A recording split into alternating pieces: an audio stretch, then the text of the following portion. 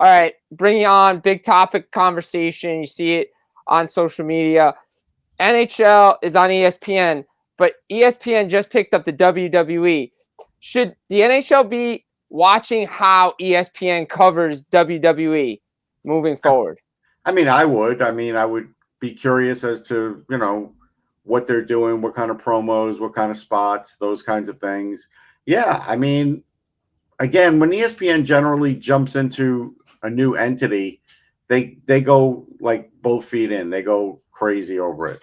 I think they did that with the NHL for a little while, and now I kind of think it's like I'm not sure how they're doing with it. I mean, I feel like, and I really, and it's not because I'm not worried about the studio show and stuff. I know that TBS does a better job with the studio show. Like I get that.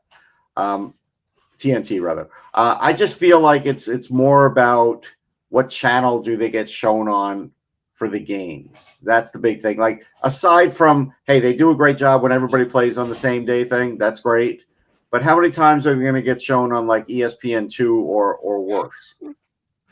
Yeah, and look, it's always an issue of which, because ESPN has so many different distribution channels, but there are rumors out there, and you're very well connected on things, that ESPN almost wants out, so to speak, of the NHL biz.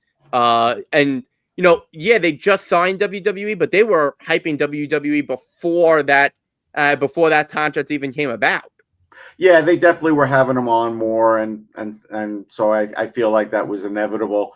I do hear these things. I haven't heard it this offseason, to be fair. I did hear it last season, though. No, that is fair. I mean, it just feels like the coverage, the way, as Matthew said, the coverage of WWE coming in before even that PLE package was signed, which is their first one actually this coming Saturday, WrestlePalooza. But it feels like there's which more. Which is a horrible name, by the way. It is. It's an awful name. It really is. It's not the first time an event has been called that, for the record. No, and that's the thing. It's like, your first one, it's got to be a little better, catchier name. This is kind of like not great. No, but it's interesting to see that, the way they cover the wrestling and even tennis, they had SportsCenter on location. They're going to put SportsCenter at WrestleMania, at the SummerSlams, at all these like big PLEs, but we rarely see it with the National Hockey League, and they're always on the morning show. It seems that they know they just promote that product a little bit more. Yeah, I mean, I'll take a page from Adam Silver's book and say, well, look, they watch the highlights. That's what they show for the NHL. Yeah, I mean, look, it's kind of true. It is true, yeah. Because I've watched First Take, and they almost never talk hockey. The only time they talk hockey is if they invite PK Subban on, maybe once when Gary Bettman's on once a year, but not a lot. Is it inherently a problem in that? I mean, if you look at hockey is full of highlights in any given game, whether it's a big hit, a silky smooth play, whatever it is, great save. There's highlights galore in hockey, but for whatever reason, ESPN does not seem to, and you alluded to, TNT having a better studio show. Yeah. What could be the cause of this? I mean, ESPN is the worldwide leader in sports, and yet they're treating non-sports, and I know I'm going to hear it from wrestling fans, especially the two of you, about how, WWE is, it's fake sports. How are they treating sports entertainment as more than an actual bid for sport? Because it gets better ratings. That's true. No, he's right. I mean, Russ is straight up right. That's what it really boils down to. It's boiled down to ratings, Matt. And so they feel like, hey, the NHL has big stars, no question. But, and you guys could be the better guide than this. I'm at a lot of games. I don't get to see the crossover, but once in a while I fall asleep on Monday Night Football or watch it and fall asleep. And then I see that they have like a star from the game on that next show with, I forget the other guy, that guy's name, the older guy with the glasses. Ugh. Oh, wow, Scott Van Pelt. Scott Van Pelt. I knew it was Scott something.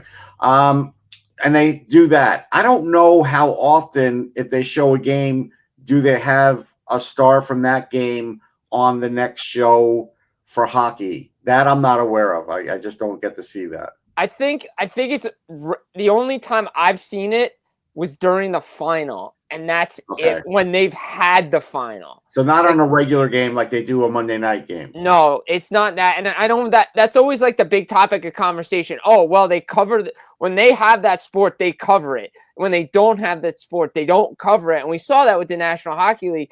But I'm going to push back on the first part of it because they have the sport. They've relegated it to the streaming package. And I think that's also a little bit of the issue. It's on ESPN Plus and Hulu. But I'm sure they're going to tell you, look, Linda Cohen has a studio show, and they have a couple of shows that they do. So they do that. So that's what they would push back with on their end, I'm sure.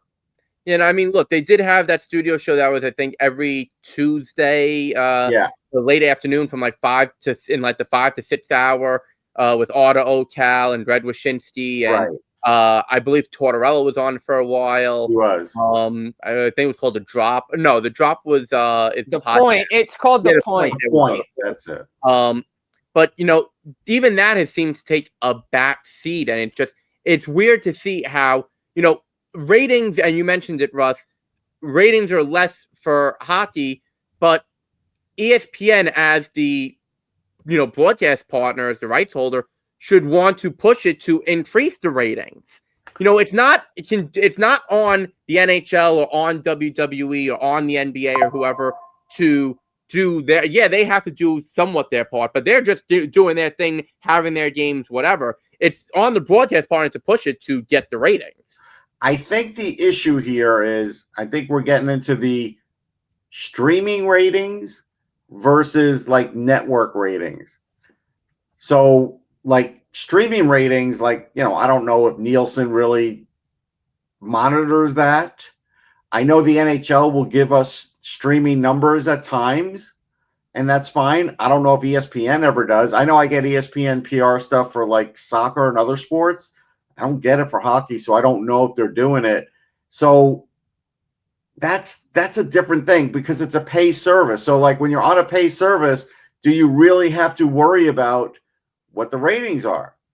Like that to me is kind of like the difference here, I think, where when you're on like Sports Center and those things or the shows, like Stephen A. Smith's show and whatever, then you have to prove some ratings to advertisers. But look, we all watch the ESPN Plus games at times, and they show like 4 commercials and they show them ad nauseum.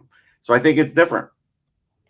And like the big thing is for me when I look at it and I say to myself, okay, I look at all these other sports that they cover, right? The NFL, NBA. When there's big free agents out there, that's all they talk about. Like this past year, you heard about Micah. Oh, he's going to get traded. Oh, is he going to sign? All this stuff.